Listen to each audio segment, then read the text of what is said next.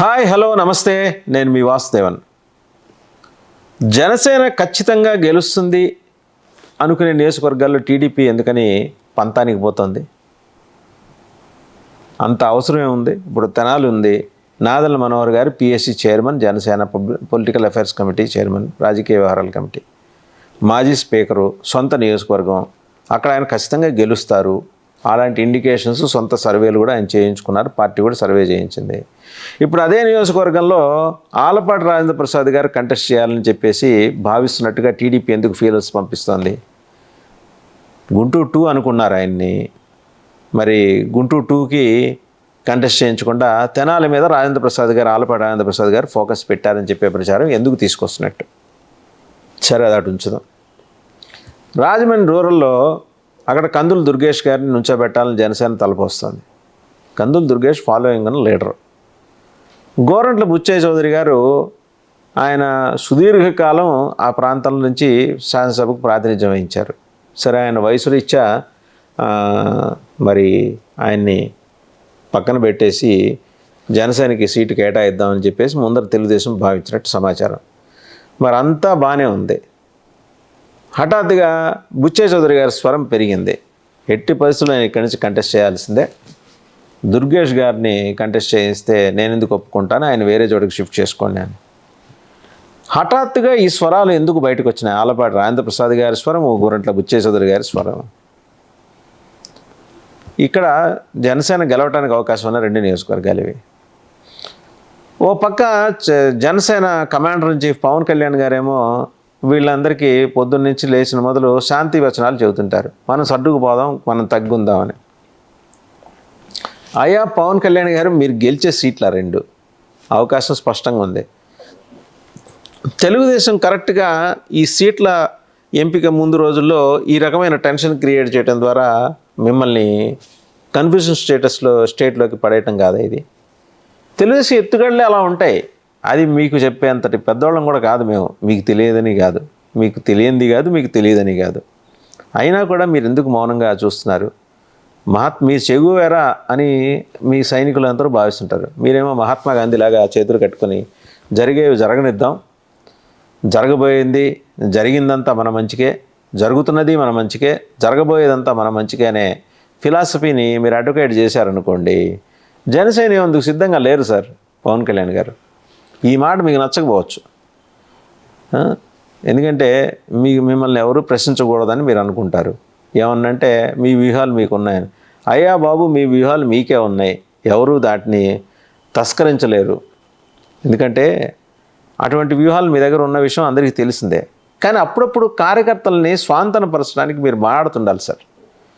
మీరు మాట్లాడటం మానేశారనుకోండి, వీళ్ళు డిమోరలైజ్ అయిపోతారు కార్యకర్తలు.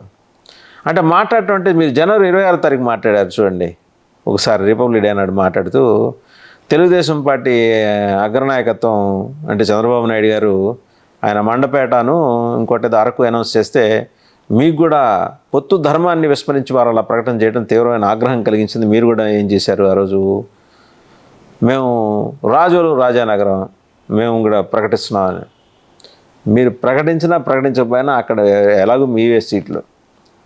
మరి అది ఎవరిని సంతుష్టపరచడానికి మీరు ఆ ప్రకటన చేశారో తెలియదు, కానీ మీరు ఆ కార్యకర్తల మనోభావాలు అయితే గాయపడ్డాయి, దెబ్బతిన్నాయి, వాళ్ళ మనస్తాపానికి గురయ్యారు. సో అందువల్ల ఇప్పుడు ఈ 2 అంశాలు ఎందుకు ప్రస్తావన చేయాల్సి వచ్చిందంటే, ఇలాంటి మెరమెచ్చులు రాబోయే రోజుల్లో జనసేన ఎన్నో చూడాల్సి ఉంటుంది. మీరందుకు సిద్ధంగా ఉన్నారా అంటే జగన్మోహన్ రెడ్డి గారు సిద్ధంగా ఉన్నారా అని అడిగినట్టు కాదు.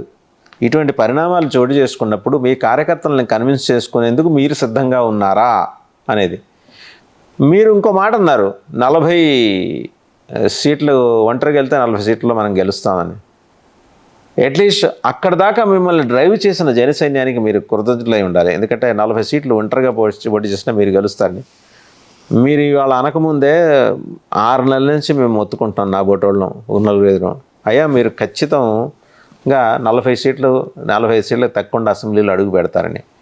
మీ పెద్ద ఆయన ఎలాగూ ఉన్నాడు, ఆయన హరిరామ జోగయ్య గారు, మాజీ హోంమంత్రి, మాజీ పార్లమెంట్ సభ్యులు, 88 ఏళ్ల వృద్ధులు, మిమ్మల్ని సీఎంగా చూడాలని మనసారా తప్పిస్తున్నవాడు. సో ఆయన ఎప్పుడు చెప్తున్నాడు, ఇంకా మేము 40-45 దగ్గర ఆగాం, ఆయనైతే మీరు 70 సీట్లో కంటెస్ట్ చేస్తే 60 సీట్లు మీరు గెలిచేస్తారని చెబుతున్నాడు. ఓకే, మీ మీద ఉన్న వాత్సల్యం కొద్దీ ఆయన ఆ రకంగా చెప్పుండొచ్చేమో అని మీరు అనుకుని ఉండొచ్చు. కానీ గ్రౌండ్ రియాలిటీ కూడా అలాగే ఉందిగా. మీ ఓటింగ్ పర్సంటేజీ 18 నుంచి 22% పెరిగింది. ఎక్కడ 6% నుంచి 18, తర్వాత ఈ ఎమ్మెల్సీ ఎన్నికల తర్వాత లెక్కేస్తే రాష్ట్రంలో మీకు 22 పెరిగింది. అంటే తగ్గాల్సింది ఎవరికి? వైసీపీకి, టీడీపీకి తగ్గాలి. తగ్గాయనే విషయం వాళ్ళిద్దరూ ఒప్పుకోరు ఓటింగ్ శాతం. వైసీపీ ఏమో వాళ్ళకి 175 వాళ్ళని వదిలేయండి. అసలు మన యాంబిట్లోకి, మన గ్రాఫ్లోకి వాళ్ళు రారు. వాళ్ళు గ్రహాంతర పార్టీ అది. వాళ్ళ లెక్కలు వేరే ఉంటాయి, వాళ్ళ కాలమానం వేరే ఉంటుంది. సరే, భారతీయ కాలమానం ప్రకారం కనుక వస్తే తెలుగుదేశం పార్టీ ఒకటి భారతీయ కాలమానం ప్రకారం పనిచేస్తూ ఉంటుంది. అంటే ఆ పార్టీకి ఉండే అవకరాలు, అవలక్షణాలు, ఓఎల్ఎక్స్ తత్వాలు ఇవన్నీ పక్కన పెడితే ఇంకా భూమి మీద అడుగులేస్తూ గాల్లో తేలకుండా నడిచే ప్రయత్నం చేస్తోంది. థ్యాంక్స్ టు చంద్రబాబు నాయుడు గారు. అదే ఆయన ఆ క్రమశిక్షణ వల్ల. అది ఆయన కొడుకు చేతిలోకి వెళ్ళిపోయింది అనుకోండి ఆ పార్టీ రేపొద్దున పూర్తిగా.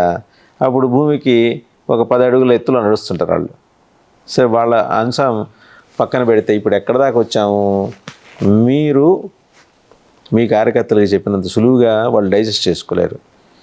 ఇటువంటి మాటలు వాళ్ళు మాట్లాడుతుంటే ఏది ఇట్లాగా మీ ఓటింగ్ శాతం పెరగలేదు, మీకు ఎంత ఇస్తే చాలు. ఏంటండి ఇది? ఇటువంటి మాటలన్నీ ఎందుకు? అండ్ ప్రతిజ్ఞలు చేయించడం, చంద్రబాబు గారే ముఖ్యమంత్రిగా ప్రమాణ స్వీకారం చేయాలి, అది మేము చూస్తామని చెప్పేసి వాళ్ళ కార్యకర్తలు, వాళ్ళ నాయకులు చేసుకుంటే పర్లా ఆ శంకారావం సభలకు పిలిచి జనసేన కార్యకర్తల చేత, నాయకత్వం చేత కూడా చేయిస్తున్నారట. ఉత్తరాంధ్రలో ఇది చాలా విజిబుల్గా కనిపించిన కొన్ని వీడియోలు కూడా వచ్చినాయి. అయినా కూడా మీ ఉదారవాదం ఉంది చూసారా, అది ఎందుకనో మీ కార్యకర్తలు చాలామందికి నచ్చట్లా. అది నచ్చలేదనే విషయం మీకు చెప్పామనుకోండి, మీకు కూడా నచ్చదు. సో ఈ రెండు నచ్చకపోవటాలు ఎందుకు? అసలు ఊరుకున్నంత ఉత్తమం లేదు, బోడిగున్నంత సుఖం లేదని ఒక సామెత. మీకు చెప్పకుండా ఉంటే మంచిది కాదనే ధోరణిలోకి చాలామంది మీ నాయకులు, కార్యకర్తలు వచ్చేసారు. కానీ మీకు తెలియాలి పవన్ కళ్యాణ్ గారి విషయాలు, బయట ఏం జరుగుతుందని. అంటే ఇప్పుడు నేను ఒక్కడినో లేకపోతే నా బోటోళ్ళు నలుగురు ఎదురు చెబితేనే మీకు తెలిసిపోయి మీ కళ్ళు విప్పార్చుకొని మీ జ్ఞానం సమకూరుతుంది మీకని మేము అంటలా, మీకు తెలుస్తాయి. బట్ మా ప్రయత్నం కూడా ఏంటంటే నా బోటోళ్ళ ప్రయత్నం, మా అంటే మళ్ళీ రాయల్ వే అవుతుందని మీరు భావించవచ్చు. నా బోటోళ్ళ ప్రయత్నం ఏంటంటే ఇలాంటివి జరుగుతున్నాయి పొలిటికల్ మార్కెట్లో, మీరు అప్రమత్తంగా ఉండాలి అని చెప్పటమే. మీరు అప్రమత్తంగా ఉంటారు, అందులో డౌట్ ఏం లేదు. బట్ మీరు అప్రమత్తంగా ఉన్నారనే విషయం మీరు తెలియజెప్పాలి ఒకటి. రెండో అంశం ఏంటంటే మీరు ఇందాక అన్న మాటల్లోని గూఢార్థాన్ని మేమైతే అర్థం చేసుకున్నాం. తెలుగుదేశంతో పార్టీతో పొత్తులో ఉన్నంత మాత్రాన నేనేమి రిలాక్స్డ్గా లేను, అప్రమత్తంగానే ఉన్నాను. బీజేపీ కూడా అప్రమత్తంగానే ఉందనే విషయం అన్యాపదేశంగా చెప్పారు. మీ అండర్స్టాండింగ్ లెవెల్స్ గురించి నాబోటి పామర్లు అర్థం చేసుకోవడం కొంచెం ఆలస్యం అయి ఉండొచ్చు. ఇక్కడ అర్థం చేసుకోవటంలో జరిగిన జాప్యం గురించి మీతో ప్రస్తావన చేస్తూ మీరు మరింత అప్రమత్తంగా ఉంటూ మ్యాక్సిమం నెంబర్ ఆఫ్ సీట్స్ తోటి అసెంబ్లీలో అడుగు పెడుతూ రాజ్యాధికారంలో భాగస్వామి కావాలన్న జన సైనికుల ఆకాంక్షను మీకు తెలియజేస్తున్నాను.